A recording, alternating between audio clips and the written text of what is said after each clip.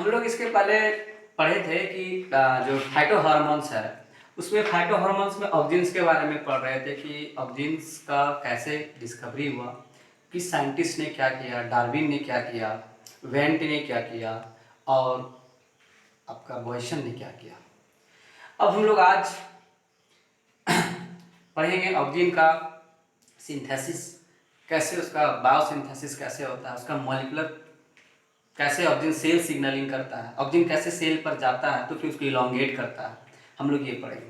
तो सबसे पहले ऑक्जिन का बायोसिंथेसिस, ऑक्जिन बायोसिंथेसिस,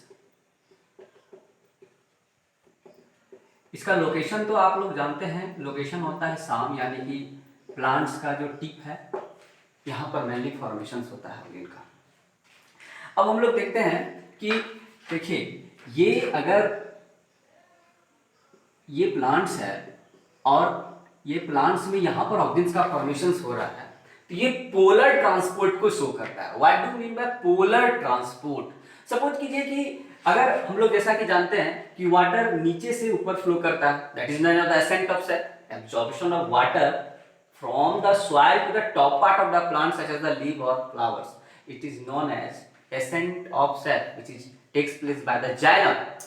तो जाइलम्स के द्वारा वाटर और वाटर के साथ जो मिनरल्स है वो नीचे से ऊपर की तरफ में अपवर्ड डायरेक्शन में मूवमेंट होता है, यूनि डायरेक्शन। जाइलम के द्वारा क्या होगा, वाटर यहां से यहां मूव करेगा और पत्ती में जब फूड बन जाता है, आप लोग ये भी जानते हैं जब पत्ती में फूड बन जाता है तो ये फ्लोएम के द्वारा डिफरेंट पार्ट में ट्रांसपोर्ट होता है, इधर यहां ट्रांसपोर्ट होगा, इधर यहां ट्रांसपोर्ट होगा, क्योंकि रूट को भी तो फूड चाहिए, एपिकल पार्ट को भी फूड चाहिए। तो लीफ में जहां पर फूड बनता है उसको हम लोग बोलते हैं लोडिंग। लोडिंग यानी लोड हो रहा है, यानी फूड का फॉर्मेशन हो रहा है, ग्लूकोज का फॉर्मेशन हो रहा है, ग्लूकोज बन के सुक्रोज के रूप में ट्रांसपोर्ट होता है, नॉट ग्लूकोज के रूप में, सुक्रोज के रूप में, क्योंकि सुक्रोज जो है एक नॉन रिड्यूसिंग शुगर है, दैट मींस कि वो नॉन रिएक्टिव है, वो अगर ट्रांसपोर्ट करेगा फ्लोएम के द्वारा एक जगह से दूसरे जगह तो वो किसी से रिएक्शन नहीं करेगा, तो ये नॉन रिएक्टिव है।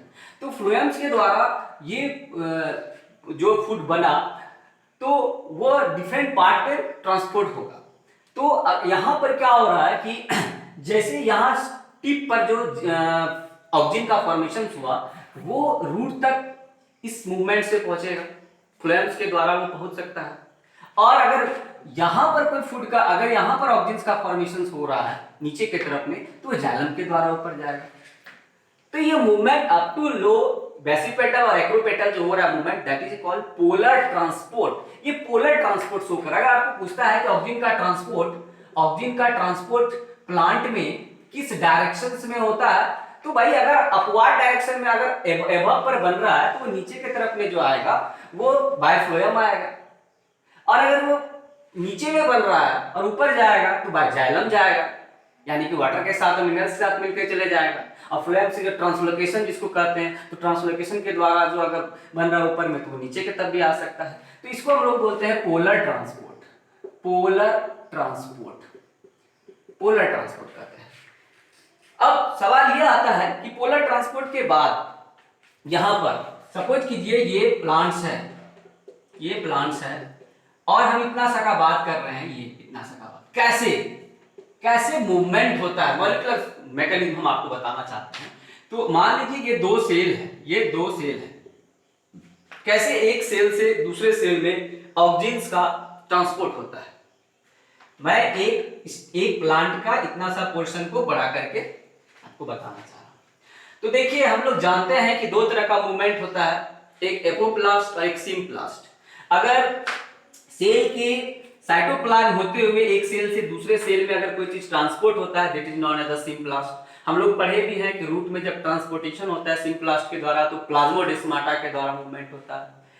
और अगर सेल के बाहर से ट्रांसपोर्ट हो रहा है, सेल के बाहर से ट्रांसपोर्ट अगर हो रहा है, सेल के अंदर से ना जाकर के बाहर से ट्रांसपोर्ट हो रहा है, उसको हम लोग बोलते हैं एपोप्लास्ट मूवमेंट। यहां पर आपको पहले भी बता चुके हैं कि ऑक्जिन का जो फॉर्मेशन हो रहा है वो सेल के अंदर नहीं हो रहा है, वो सेल हम लोग बताए थे सूट एपिकल मेरिस्टेमेटिक टिश्यू यानी कि बाहर में हो रहा है, यहां पर हो रहा है IAA indole acetic acid, main natural oxygen तो इंडोल एसिटिक एसिड बताया, indole acetic acid, indole butyric acid का indole 3 acetic acid, indole 3 butyric acid, ये सारे ऑक्सीजन है। तो ऑक्सीजन का फॉर्मेशन यहां हो रहा है और यहां से ये दो फॉर्म में होता है, एक प्रोटोनेटेड एक डीप्रोटोनेटेड। मतलब अगर इसके साथ प्रोटॉन अटैच है इसको हम लोग बोलेंगे प्रोटोनेटेड, और अगर प्रोटॉन अगर नहीं अटैच है तो डीप्रोटोनेटेड। तो इसको हम लोग लिख सकते हैं IAA minus plus H plus, एक ये हो गया। और आप इसको लिख सकते हैं IAAH, यानी यहां पर प्रोटोनेटेड है और एक जगह डीप्रोटोनेटेड है, प्रोटॉन अलग है, डीप्रोटोनेटेड है। तो अगर वह प्रोटोनेटेड ऑक्सीजन है, अगर वह प्रोटोनेटेड ऑक्सीजन है तो वह मूवमेंट कैसे करेगा हम लोग को ये देखेंगे।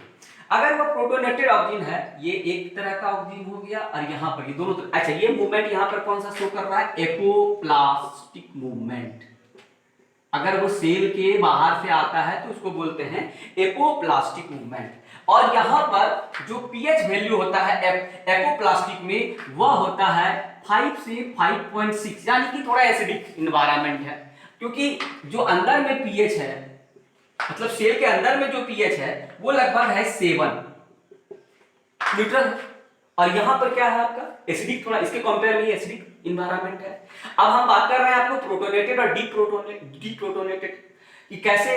तो अगर वह इस तरह का है, अगर यहां पर वह डीप्रोटोनेटेड है oxygen, indole acetic acid, indole 3 acetic acid जो है, अगर वह डीप्रोटोनेटेड है तो वह सेल के मेम्ब्रेन पर, ये सेल का मेम्ब्रेन पर जो ट्रांस मेम्ब्रेन, हम लोग जानते हैं मेम्ब्रेन में एक ट्रांस मेम्ब्रेन प्रोटीन होता है चैनल पर, जो उसका ये ट्रांस मेम्ब्रेन प्रोटीन में एक कैरियर प्रोटीन है, एक जीन से बनता है। उस जीन का हम लोग नाम बोलते हैं AUX1। This is the AUX1, ये ट्रांसपोर्टर की तरह काम कर रहा है AUX1, जो deprotonated indole acetic acid, indole 3 acetic acid और आपको ये प्रोटॉन को, जो दोनों अलग है, इसको वह अंदर की तरफ लाया, AUX1। अब ये अंदर आने के बाद, लेकिन ये जो प्रोटोनेटेड फॉर्म में है वो लैकोफिलिक, ये मेम्ब्रेन जो है यहां पर ये डायरेक्ट जो है पैसिव ट्रांसपोर्ट होते हुए ये IAAH जो है वो अंदर की तरफ में आ जाएगा। यहां पर कोई कैरियर प्रोटीन का जरूरत नहीं होता है, कोई ट्रांसमेम्ब्रेन प्रोटीन जो कैरियर प्रोटीन की तरह काम करता है, जो AUX1 जीन से बना है, इसका कोई रिक्वायरमेंट यहां नहीं होता है। ये डायरेक्ट आ जाता है आपका लैकोफिलिक में, क्या होता है डिफ्यूज किया, वहां से अंदर आकर फ्यूज होकर ये अंदर की तरफ में इंटर कर गया। अब ये यहां पर आने के बाद ये प्रोटॉन जो है, ये प्रोटॉन क्या होता है, ये वापस ये प्रोटॉन चैनल के द्वारा वापस फिर चला जाता है बाहर की तरफ में, बाहर की तरफ में चला गया। अब ये जो IAA है, ये आपका यहां से फिर वापस एक सेल में जब इंटर किया था तो किसके द्वारा इंटर किया था, AUX1, और ये इंडोल एसिटिक एसिड एक सेल से फिर दूसरे सेल में आएगा, तभी तो वो ट्रांसपोर्ट होगा। हम इतना सारा पोर्शन बताएंगे कैसे एक सेल से दूसरे सेल, दूसरे सेल से तीसरे सेल में ये आता होगा, इसका मॉलिक्यूलर बात बता रहा है आपको। तो AUX के द्वारा जो है इंडोल एसिटिक एसिड अपने साथ प्रोटॉन को लेकर के अंदर आया, और यहां पर जब इंडोल एसिटिक एसिड और प्रोटॉन दोनों अंदर आया इस चैनल के द्वारा AUX1 के द्वारा, ठीक है, तो यहां पर ये प्रोटॉन वापस फिर चैनल के द्वारा बाहर निकल गया, क्योंकि अब यहां बाहर आ गया आपका। तो यहां जब H+ आप जानते हैं कि जैसे H+ आयन की मात्रा जितनी बढ़ेगी वह उतना एसिडिक एनवायरनमेंट होगा, इसीलिए तो हम बताए थे कि बाहर की तरफ में 5 से 5.6 है पीएच वैल्यू, क्योंकि H+ आयन जा रहा है तो वह आपका एसिडिक एनवायरनमेंट हो गया।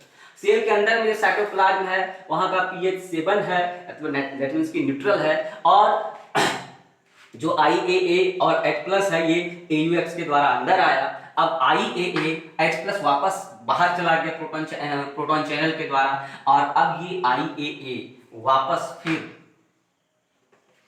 दूसरे एक सेल से बाहर में, सेल के बाहर इन्वायरमेंट में जो इंटर करेगा, वहां पर जो एक प्रोटीन है जो एक चैनल की तरह काम कर रहा है, वो कौन सा जीन ऐसा है जो उसको एक जगह से दूसरे जगह लाने का काम करता है ताकि वो एक जगह से दूसरे जगह चला है, इसका नाम है PIN1।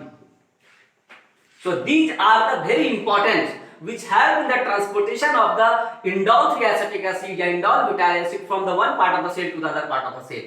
तो ये जो पिन 1 है ये क्या किया, फिर इसी तरह यहाँ पर एक एनर्जी ट्रांसपोर्टेशन होगा, एनर्जी खर्च होगा और इंडोल 3-एसिटिक एसिड हुआ फिर बाहर के तरफ में इंटर कर गया। तो देखिए कैसे इंडोल एसिटिक एसिड और यहाँ पर, और ये जो आपका H+ था, ये H+ फिर यहाँ आकर क्या हो जाएगा, इसके साथ इस रूप में आ गया, जो पहले के फॉर्म में था उस रूप में फिर से आ गया। और यहां पर आने का फिर ये दूसरे सेल में फिर यहां पर AUX1 होगा, फिर यहां पर क्या होगा आपका पिन 1 होगा, फिर सेम प्रोसेस इंटर करता होगा, फिर ये इसी तरह इंटर करता होगा ये और H+ इंटर करता होगा, फिर यहां पर से H+ जो इंटर करता होगा वो वापस जो है H+ चैनल के द्वारा बाहर चला जाता होगा, और जो IAA है वो वापस फिर एक सेल में इंटर गया, यानी कि यहाँ पर सिम्प्लास्टिक मूवमेंट हुआ और वो फिर से पिन 1 के द्वारा बाहर चले जाता होगा। इस तरह फाइनली एक सेल कंटिन्यूअस उसको अपने टारगेट तक पहुंचना होगा जो इस प्रोसेस से जाता होगा। यानी कि आप कह सकते हैं कि ऑक्सीजन का जो ट्रांसपोर्टेशन हो रहा है, लोडिंग और अनलोडिंग, जैसे फूड का लोडिंग अनलोडिंग होता है, यहाँ ऑक्सीजन का जो ट्रांसपोर्टेशन हो रहा है वहां पर इसमें आपका एपोप्लास्ट और सिम्प्लास्ट मूवमेंट दोनों मूवमेंट करता है। तो इस दोनों मूवमेंट में ट्रांसपोर्टेशन कंटिन्यूअस हो रहा है। इसके आगे फिर हम लोग जानेंगे दूसरा मूवमेंट से कैसे ये ट्रांसपोर्ट होता है। ओके, आज के लिए ये इस क्लास के लिए इतना ही, फिर नेक्स्ट वीडियो में हम इसके आगे देखेंगे। Thank you.